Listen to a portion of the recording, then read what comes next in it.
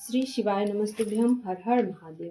बिहार राज्य के मधेपुरा जिले में सिंहेश्वर महादेव के मंदिर के सिंहेश्वर शिव महापुराण कथा 21 अप्रैल से शुरू हो गई है, जो कि 27 अप्रैल तक चलने वाली है। आज 6वें दिन की कथा पूर्ण हो चुकी है। कल 27 अप्रैल का कथा अंतिम दिन की कथा बाकी है। ये कथा 7 दिवसीय है। ये कथा आप 2 बजे से 5 बजे तक आस्था चैनल यूट्यूब के माध्यम से देख सकते हैं। आज की कथा बहुत ही रोचक जानकारियों से भरपूर थी। आज की कथा में गुरुजी कुल पत्र उपयोगी सहित 15 जानकारियां दी हैं। सभी की जानकारियां आपको इसी छोटी सी वीडियो के माध्यम से प्राप्त होने वाली है। कल है अमावस्या, 27 अप्रैल को है अमावस्या। तो आप अमावस्या के दिन इस उपाय को अवश्य करें। बैसाख माह का अमावस्या है। बैसाख महीने का अमावस्या के दिन इस उपाय को आपको करना है। दुख तकलीफ दूर करने के लिए, घर में लक्ष्मी प्राप्ति के लिए उपाय आप अवश्य करें। किसी भी दिन इस उपाय को नहीं कर सकते, मात्र अमावस्या के दिन इस उपाय को आप कर सकते हैं। अगर किन्हीं कारणवश आज की कथा आप लोग नहीं सुन पाए हैं तो पूरी कथा का रस तत्व आपको इस छोटी सी वीडियो के माध्यम से प्राप्त होने वाली है।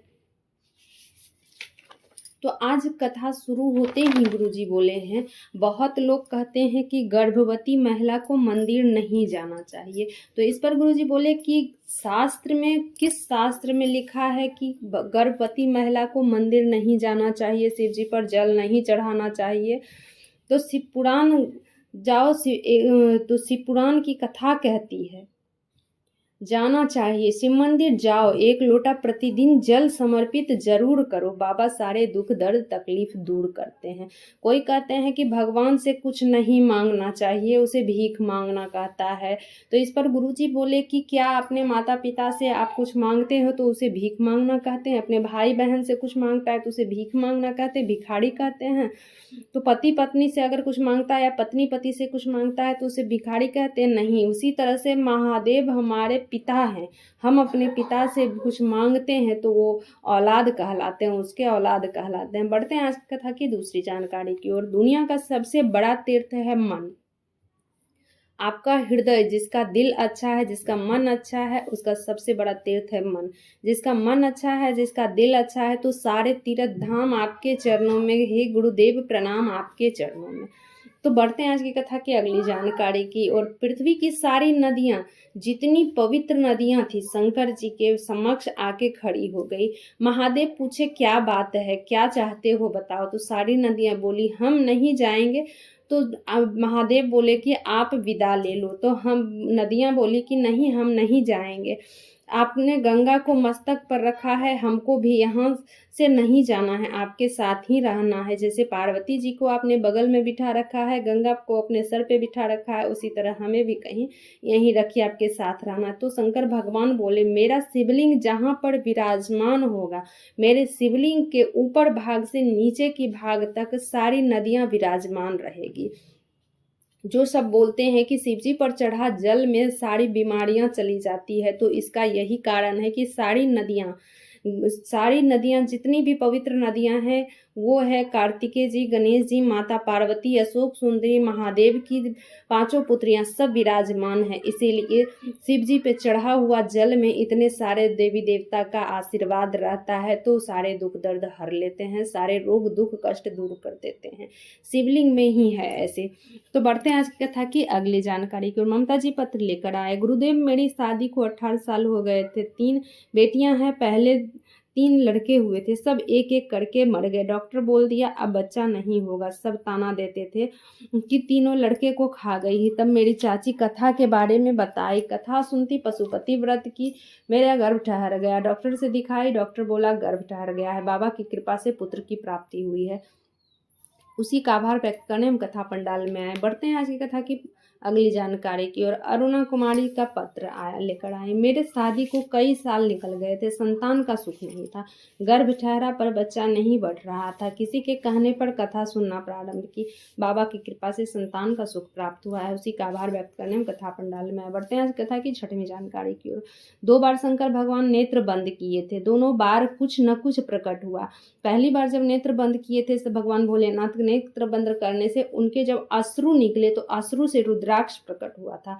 दूसरी बार जब नेत्र बंद किए तो उससे एक बालक प्रकट हुआ था जिसका नेत्र नहीं था, उसे दिखाई नहीं देता था, तो जिसके कारण वो माता पार्वती जी ने उसको गोद में उठा लिए, उसे अपना पुत्र बना लिया। उसका नाम था अंधकासुर।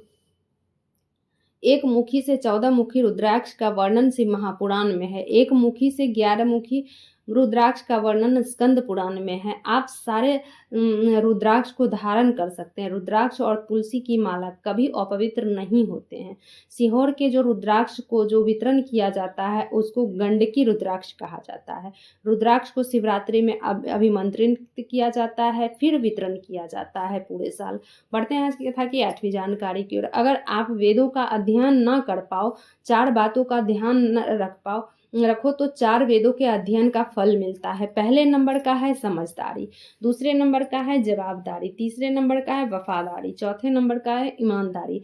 ये 4 बातों का अध्ययन कर लेता है तो चारों वेद का फल प्राप्त हो जाता है। खूब 4 वेद अध्ययन कर लिया, किसी के पीड़ा को समझा ना, तो क्या फल मिलेगा? वेदों का क्या मतलब है वेद समझने का? बढ़ते हैं आज की कथा की 9वीं जानकारी की ओर।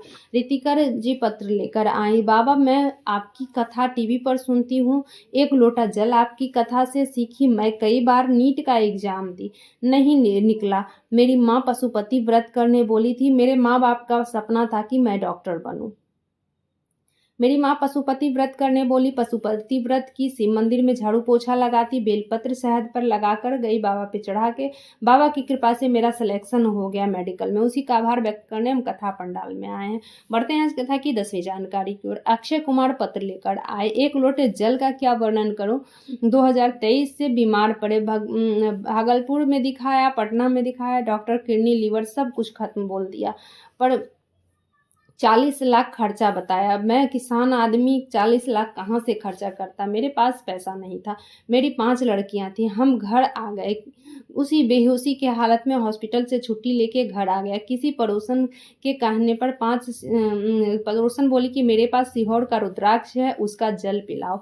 जब पहले दिन जल पिलाया तो कुछ होश में आई। 5 दिन बेहोशी में ही था, रुद्राक्ष के पानी से होश में आई। बाबा की कृपा से 2023 से 2025 आ गया। बाबा के भरोसे चल रहे हैं, उसी का आभार व्यक्त करने हम कथा पंडाल में हैं। बढ़ते हैं आज की कथा की 11वीं जानकारी और विशेष जानकारी, जो कि आप अमावस्या के दिन कर सकते हैं। तो करना क्या है? आपको 1 कलश जल लेना है। 1 कलश जल लेना है, थोड़ी सी आपको सूखी लकड़ी, तुलसी की लकड़ी लेनी है। अगर आपके पास तुलसी की सूखी लकड़ी ना हो तो आप तुलसी माला, आपके घर में होगा ही तो आप तुलसी माला भी ले सकते हैं। तो उस तुलसी माला हो या तुलसी का लकड़ी हो, आपको उस कलश के जल में घुमा लेना है। पानी में नहीं डालना है, उस जल में आपको लकड़ी या तुलसी का माला नहीं डालना है।